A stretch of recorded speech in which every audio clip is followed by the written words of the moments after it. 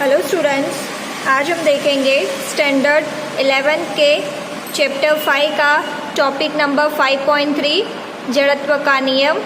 इसके पहले वाले वीडियो में हमने अरस्तु ने क्या बताया था वो समझा था।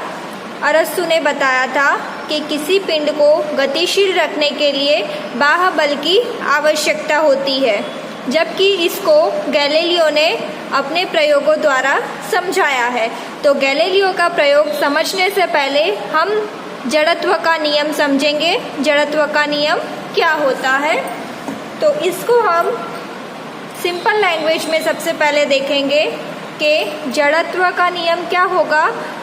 परिवर्तन के प्रति प्रतिरोध, मतलब कि परिवर्तन को रोकना, वो क्या हो गया जड़त्व का नियम।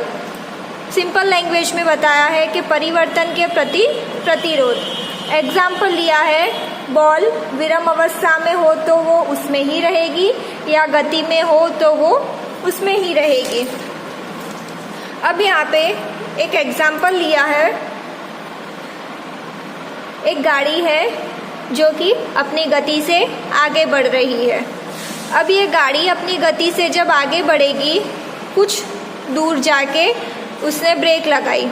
जब कुछ दूर जाके उसने ब्रेक लगाई तब क्या होता है, आपने देखा होगा कि जब आप ब्रेक लगाते हो तो आप थोड़े से आगे आ जाते हो, ठीक है। जब अचानक ब्रेक लगती है गाड़ी में तो आप आगे की तरफ आ जाते हो। वो क्यों होता है, क्योंकि सबसे पहले गाड़ी अपनी गति में थी। तो गाड़ी जब गति में थी तो अंदर बैठा हुआ व्यक्ति भी गति में ही होगा। तो जब ये गाड़ी में अचानक ब्रेक लगती है तो गाड़ी विराम अवस्था में आ जाती है, लेकिन अंदर बैठा जो व्यक्ति है वो अपने आप को गति में रखने की कोशिश करता है।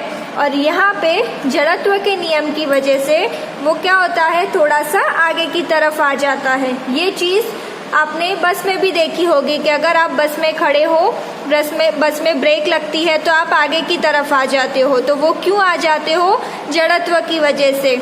आप अपने आप को गति में बनाने की कोशिश करते हो, लेकिन वो नहीं हो पाता, इसलिए आप आगे की तरफ आ जाते हो थोड़ा सा और फिर विराम अवस्था में आ जाते हो। तो ये तो थे जड़त्व के उदाहरण। अब आपकी बुक में भी कुछ उदाहरण दिए हैं तो उनको समझ लेते हैं, ताकि आप लोग चित्र देख के कंफ्यूज ना हो। कौन कौन से दिए हैं, सबसे पहले तो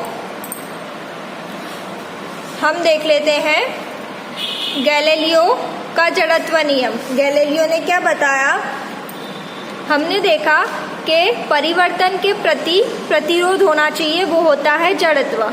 तो मेरे पास एक ब्लॉक है, अगर ये ब्लॉक में घर्षण बल शून्य होगा, या तो मान लेते हैं घर्षण बल नहीं होता, तो ये ब्लॉक अपनी गति से आगे बढ़ता रहता, रुकता ही नहीं। पर घर्षण बल है हमारे पास, तो क्या होता है, घर्षण बल इसको पकड़ के रखेगा और हम जो बाह्य बल लगाएंगे, अगर वो घर्षण बल से ज़्यादा होगा तभी वस्तु आगे की तरफ जाएगी। अब ये स्थिति में हम देख लेते हैं कि घर्षण बल है तो ये वस्तु को पकड़ के रख रहा है, इसलिए वस्तु विराम अवस्था में है। पर अगर हमने बल लगाया, ये बल घर्षण बल से ज़्यादा हो गया, तो वस्तु अपने एक समान गति करेगा। तो मैंने यहाँ पे लिखा है कि पिंड एक समान गति में होगा।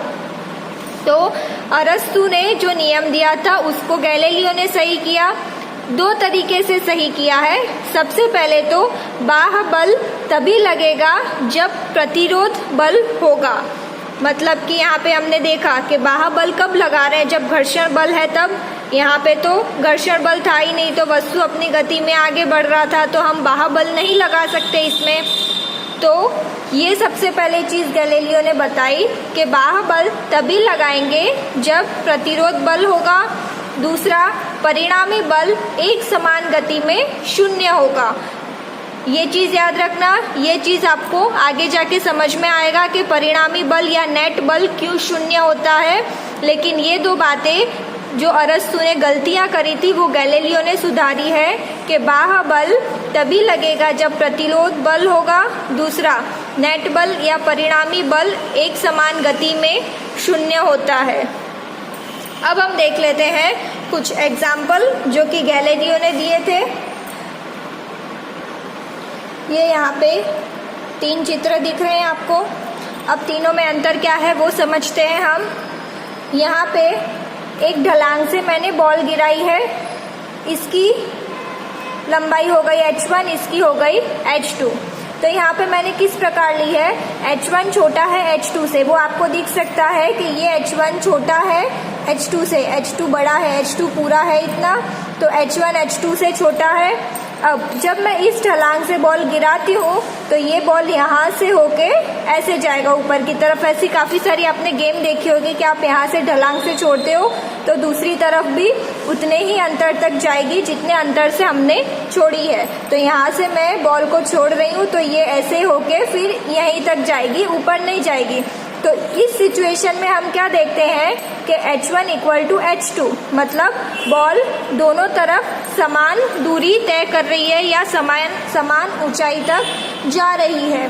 जबकि दूसरे में हम क्या देखते हैं, जब मैं बॉल को ढलान पर से छोड़ रही हूँ तो क्या होता है कि जो मेरा बॉल है वो ऊंचाई तो समान होगी लेकिन जो दूरी होगी वो ज़्यादा तय करेगा। क्यों? क्योंकि यहाँ पे आप देख सकते हो कि ये ढलान पूरी तरह से नहीं है, ये ऐसी है और ये ऐसी है। मतलब कि ये जो चीज़ ऐसी होनी चाहिए वो ये वाली थोड़ी ऐसी है, फैली हुई है। तो क्या होगा कि बॉल यहाँ से छोड़ेंगे तो ये ऐसे आएगी और यहाँ तक जाएगी। तो आप देख सकते हो कि दोनों बॉल की ऊंचाई समान है लेकिन ये ढलान अच्छे से नहीं है, ये फैली हुई है। उसकी वजह से इस सिचुएशन में दूरी ज़्यादा तय करेगी बॉल, इस सिचुएशन में बॉल की दूरी ज़्यादा होगी। अब ये तीसरा वाला देखते हैं तो इसमें क्या होता है, हमने h1 ज़्यादा रखा है, h2 कम रखा है। यहाँ पे आप देख सकते हो h1 ज़्यादा है, h2 कम है। तो इसमें क्या होगा, जब ये सिचुएशन आएगी तो यहाँ ढलान पर से जब बॉल छोड़ेंगे तो ये ऐसे होगे और यहाँ से बाहर निकल जाएगी, क्योंकि इसकी ऊंचाई ज़्यादा रखी है और इसकी कम है तो ये नीचे होके और ये यहाँ से बाहर निकल जाती है। तो आई होप आपको तीनों सिचुएशन अच्छे से समझ में आएगी। तो ये तो चीज़ हमने देखी गैलीलियो और जड़त्व का नियम। अब नेक्स्ट वीडियो में हम देखेंगे न्यूटन की गति का प्रथम नियम।